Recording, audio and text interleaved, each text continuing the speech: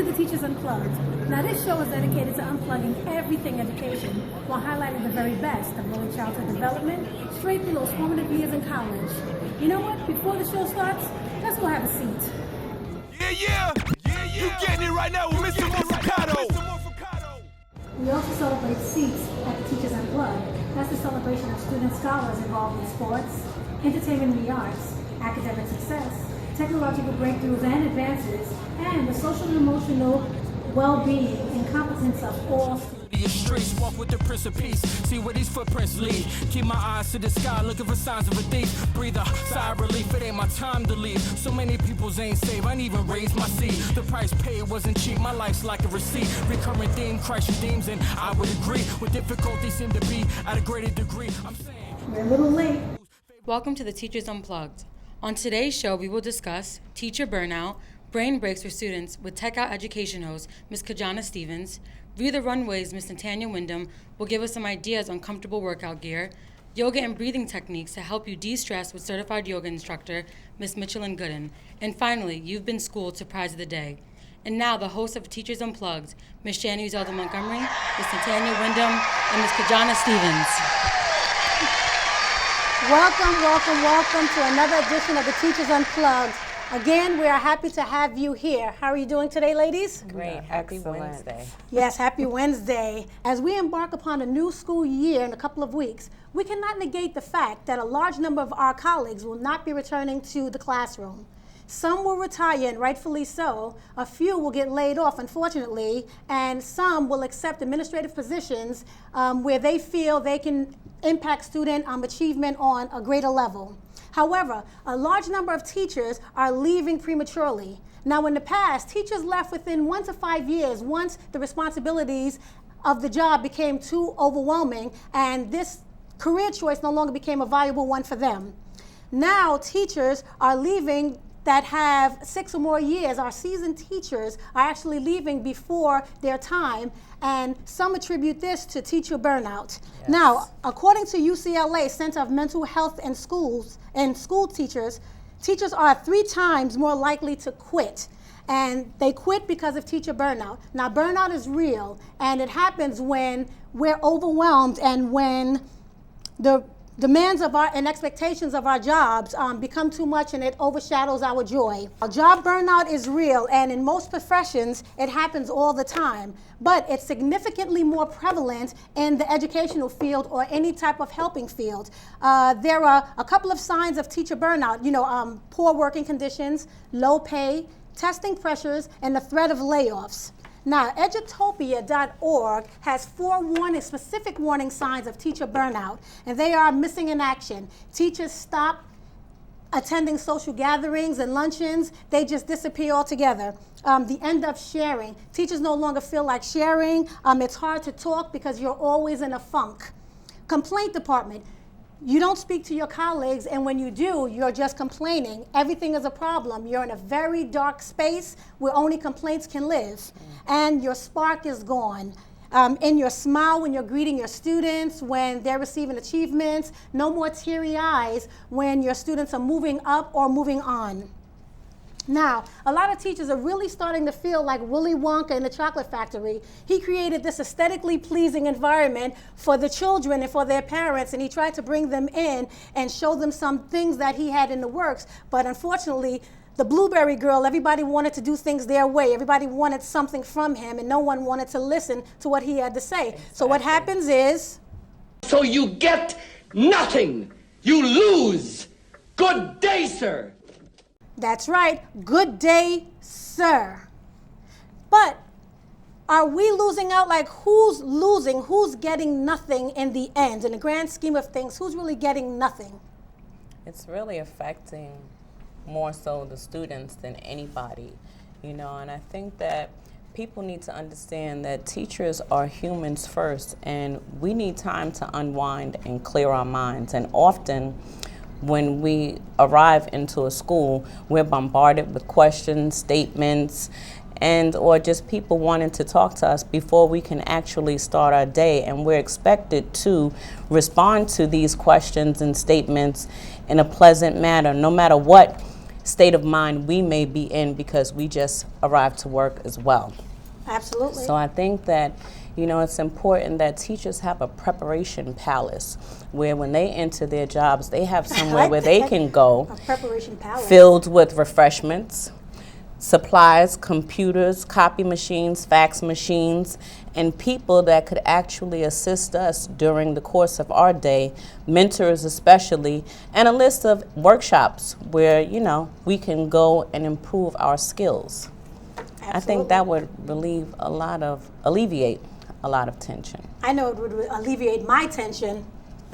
Well, I think it's also important to note that the teachers who probably tend to burn out the fastest are the teachers that are given the greatest share of the workload in the building. So for example, your strongest teachers or your more seasoned teachers tend to be the teachers that have the greater share of maybe students that are taking certain advanced level courses, or the greater share of students that are taking specific national or state tests. And so it's important to make sure that you insulate teachers and that you support them and that you acknowledge the work that they've done. Definitely. Once you've given them, this responsibility. And it's also important, I think, to distribute the workload evenly. Yes. The way teachers Yes. become better teachers is they have to be given a task and to overcome the obstacles and rise to the occasion, challenge that yes. they've been given. So if you keep giving one teacher or two teachers or a few teachers bulk of the work. the lion's share of the work, you are going to burn out those teachers. And I think that is a very real issue. Especially teachers under 30, they burn out 51% higher than other teachers, teachers that are older than they are. It takes a lot to be a teacher. It's a very difficult profession. It takes a lot of skills, energy, effort, and time to be able to make the differences that we're expected to make in the lives of the multicultural groups of children with multifaceted learning styles. And what do you guys think about sabbaticals? I think they're essential. I think a sabbatical is a way to rejuvenate. It's a way to give you a chance to learn more about your field and to come up with new and creative solutions, maybe to gain greater knowledge. Before leaving the position, the job completely. Exactly. Just and give yourself some it's also a way time. for you to step back and make sure that this is something that you want to do, because teaching is very demanding and it can also be very stressful. And as teachers, we spend a lot of time outside of the classroom preparing. Yes. We're using prep time wherever we are, at the doctor's office, in a restaurant, wherever you are, you're getting some type of creative energy that you're going to bring back to your students, and anything can be a spark for a lesson in a classroom. And so we're always on. And sabbaticals can give you the skills that you need to deal with these students that come to school every day with these adult issues, which makes it even more difficult to be able to teach. Absolutely. Your girls are absolutely right. Now, if you log on to uft.org, they can give you the whole breakdown of taking a sabbatical. Edutopia.org also has some strategies for recovering after your worst day of teaching. Find a friendly shoulder, a colleague, preferably someone who's been teaching for a while, because more than likely they have some strategies that you can use to help you get over whatever it is you're going through. Plan for community. Consider pausing that scheduled lesson and try to do a team building activity that involves your students. And we have a wonderful website later on in the show that we're going to tell you about that will help you do just that. Prioritize. Write a list of 3 things that you need to get done, get them done, and go to bed early. Your rest is very important. Yes. Absolutely. Right? Absolutely. Get perspectives. Your other roles are important. Your friends, your family, your spouse, your children. Forget about work over the weekend and do something that makes you happy. Never neglect your happiness for anything. Of course, we can be good, caring, rigorous teachers, but sacrificing our happiness is an unsustainable feat. We cannot do it. Burnout hits 1 out of every 4 teachers, so none of us are immune to it. And the last one, breathe. Now sit with the discomfort and notice it. Be aware of it. Acknowledge your frustrations. Don't let them, just go by the sideline. Acknowledge them and then let them go. Don't carry them over. And be kind to yourself. So many others are really unkind to teachers, so be kind to yourself and breathe. Let's try it, girls. You ready? Inhale. Exhale. Inhale. Exhale. Now I feel better already, don't you, girls? Absolutely. And let's not forget that all-important Mental Health Day. It's sometimes you just have to step back and just totally clear your head, give your students a chance to settle down, give them a chance to reset as well. Absolutely. And just come in the next day or the following day and just feel refreshed, exactly, with a brand new perspective and a renewed sense of purpose. Yes, absolutely. Yes. And speaking of breathing and refreshing yourself, a number of teachers, students, and anyone in a stressful job, a lot of people are picking up yoga and breathing techniques and meditating, as a way of trying to relieve some stress. So here to discuss, well, she's not here, but she sent us a nice video of some fabulous yoga poses and breathing techniques that you can do. She's a certified yoga expert and an early childhood elementary educator. Her name is Miss Michelin Gooden, and you can do this at home, you can do it in your classroom, you can do it with your students, and we know it's important to do things with your students because they're pretty much burnt out as well. All across the United States, students are experiencing high levels of stress that they feel can impact every aspect of their lives. Miss Gooden, we're going to continue to breathe. Hi, my name is Michelin Gooden, and I am a certified yoga instructor as well as a certified children's yoga instructor. So belly breathing, so focus on your belly. So instead of breathing with your shoulders and everything lifting up, you want to actually inhale and have your belly press out. And as you exhale, have your belly press back in. So it's the next breathing technique is the balloon breathing technique. So this is really for children, but you can do it as well. You just place your hands in front of your mouth as if you were about to blow up a balloon. Take a deep inhale. And on the exhale, pretend that you're filling a balloon up. The next breathing technique is called smell the flowers. You can just pretend to hold the flowers in their hand. Take a deep inhale. And the flowers smell so good. Or to kind of go along with smell the flowers, we have sniff and sigh. So it's just sniffing in and sighing out. And then there's bunny breath. This is more of an energizing breath. If your class is kind of lethargic, maybe it's the end of the day, after lunch, they've had too much chocolate milk. It's 3 quick inhales and then a slow exhale. Another breathing technique, which is a tangible representation of your children's breathing, is called breathe and draw. So the children will have some kind of writing utensil, pencil, pen, marker, crayon, whatever they'd like, and they close their eyes in front of a piece of paper, and on an inhale, they draw up, and on an exhale, they draw down. And you just do that. Not what their breath looks like, but it is a representation of them breathing deeply and exhaling deeply. Okay, and now we're going to move from breathing exercises to actual yoga poses. So I'm just going to stand up. And we're going to start with the elevator pose. And as you can imagine, an elevator goes up and down. This pose, children are going to go all the way up on their toes, and it becomes balance. So balance helps children focus. And then they reach their arms up. And you have to kind of explain to them that they have to stare at something so that they don't lose their balance. And then just like an elevator, they slowly go down, down, down, down, down. And they balance on their knees. And then they can open their arms up like a bird. They can flap their wings. They can twist one side to the other. And then, if they want to challenge themselves, they can close their eyes. And when they're ready, all they have to do is raise their arms to come up and slowly lift, lift, lift, staying on their toes, and then relax, heels back down. Then there's eagle pose. Eagle pose in Sanskrit is called Garudasana, and it's a balance pose. It comes from wrapping the legs around and then wrapping the arms around. So I'm going to begin by bending one knee and then wrapping my other leg around it, and then reaching my arms out in a quick swing to wrap one arm under the other. And then all I have to do is balance and smile and breathe. That's eagle. And of course, in yoga, we always do the other side. A pose that I do a lot in my classroom is tree pose.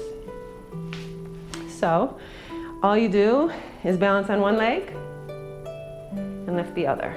And you place you place the sole of the foot on the inside of the standing leg. Now you have a lot of options with your arms. They can go out like a T for balance, or you can bring them up like a tall tree. You can, because children love to do challenging things, is half moon. So one foot turns to face forward, and then the children extend that same arm out, and then they just reached for the floor. And as they reach for the floor, the opposite leg is going to come up, and they just try to reach it up as high as they can. It may not look perfect when the kids do it, which is totally fine because they're kids. And it's really all about them doing the pose and having fun in it. And then to come up, you just come back up. The last pose is something that I've made up. It's called superhero pose. And I saw somewhere that if you stand like a superhero, your self-confidence will improve. Studies are out there that show that this will happen. So we go from superhero pose, and I'm gonna turn this way, start from my superhero, and then go into Superman. So I'm just going to lean on one leg, stretch the opposite leg out, and then reach my arms in front of me like Superman flying through the sky. And when it's time to come down, I simply bring myself back down and stand on my superhero pose. And that is it. Thank you for participating in my yoga class. Once again, my name is Michelin Gooden. Namaste. Nam Myoho Renge Kyo. Nam Myoho Renge Kyo. Ding! Namaste, Miss Gooden. Namaste. Thank you for that. Now, Miss Wyndham, can you read the runway and let us know what should we wear when we're trying to do these yoga poses? Because I know it's not like cardio and it's not as intense. So I know our attire should somehow meet the requirements of comfort as well as movement. Well, according to popsugar.com, yoga is definitely not black and white. But there are some do's and don'ts when it comes to your attire. Comfort and fit are so key, so you can focus on doing the poses instead of futzing with your outfit. Check out these suggestions so you know what not to wear for yoga. Short, spandex, and loose shorts can bunch up and show too much, and you do not want to show your goodies. T-shirts, loose tank tops, short tops, low-cut, revealing, unsupported, and light-colored tops, which are risky if you sweat a lot, aren't so good at all. Do wear fitted cropped or full-length leggings. Not only is your booty covered, but the material hugging your legs will also absorb sweat, giving you traction to do arm balancing poses. Also, go for long fitted tank tops because they stay put and keep you covered no matter whether you twist, bend backward, or flip upside down. And you kind of want to be able to flip upside down and move around because it's good for blood circulation. So no Daisy Dukes and crop tops, halter top. Is that out? Yes, that's out. Revamped wardrobe time. Miss Gooden's yoga piece, we like to call that Calm and Core. To keep up the momentum of calm and core and just de-stressing and things to distress, help you de-stress, is our very own Miss Kajana Stevens. She's going to let you know a website that you can work with your students in the classroom in our Tech Out Education segment. Miss Stevens? Thank you very much. And speaking of Calm and Core, Go Noodle is an online website with videos and games to help kids channel their physical and emotional energy for good. Go Noodle's short, desk-side physical activities help teachers manage their classroom and improve student performance. Over 68,000 schools, 480,000 teachers, and 10 million students all participate and have clocked over 465 million minutes of activities.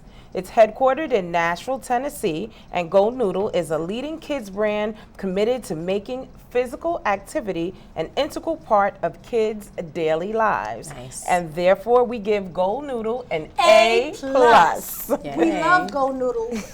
It's called Brain Breaks as well.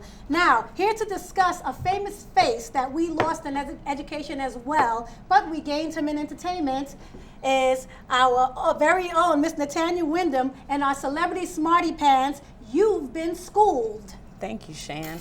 The tongue-flicking bassist of Kiss, Gene Simmons, taught the 6th grade in Harlem before he became the world's most famous bass-playing demon. Simmons headed to Sullivan County Community College to get his associate's degree in education. After spending 2 years there, he returned to New York City to attend Richmond College and finish up his bachelor's degree. Shortly after graduation in 1970, Simmons' bandmate and childhood friend, Steve Colonel, introduced Simmons to guitarist Stanley Eisen, later known as Paul Stanley. Stanley decided to join Simmons and Colonel's band, Wicked Lester, and the group began experiencing some success on the nightclub circuit. But the band wasn't pulling in enough money, and to support his musical aspirations, Simmons held a brief stint as a 6th grade teacher in Spanish Harlem. Later, Simmons revealed in interviews that his superiors canned him for replacing the works of Shakespeare with Spider-Man comics, which he thought the students were more likely to actually read. I think the students would have loved to read Spider-Man. Who doesn't? I think so too. I think, you steal the students' joy when you give them something they're not interested in. And Gene Simmons was onto something with the Spider-Man comics because that's all the students read now. Well, you just want them to read. I think so whatever Kiss, interests them, as long as they're reading, is a good thing. I think Kiss was a better group behind having a teacher in their group. Go I Gene think so Simmons. Too. Yes, we love Gene Simmons. I'm a Kiss fan from back in the days. I'm only 31, but still a Gene Simmons fan from Kiss. And thank you so much, Shanna, because this is a wonderful way for us to release some tension during the summer and just to have this open discussion. It's very helpful. I appreciate it. It's very welcome. good. Thank you. Thank you. That's all the time we have for today. We hope you tune into our next show where it's going to be back to school goodies. You girls ready for back to school? Not quite. Another 3 or 4 months, right? Yeah, so we really thank you guys for joining us again, and we hope you will continue to join us because we have so much to give and so much to say that can help you and your family and your children. This is not just for teachers. It's for everyone involved that has children and anyone that has a child. And make sure you do something nice for a teacher. Back to school is a great opportunity to just welcome a teacher and show them that you're excited and that you're eager to accomplish great things and gain a partnership, build a partnership with a teacher. So it's a great opportunity to just be welcoming and supportive. Sensational idea. Yes, and administrators, if you're listening, a nice basket of school supplies to take us through the first month of school would be much appreciated. Always. Always appreciated. Again, I'm Shanu Zelda Montgomery, early childhood educator. I'm Natanya Wyndham, foreign language teacher. And I'm Kajana Stevens, secondary English teacher. And we are the Teachers Unplugged. Have a great, great rest of summer. Enjoy. Enjoy. Bye.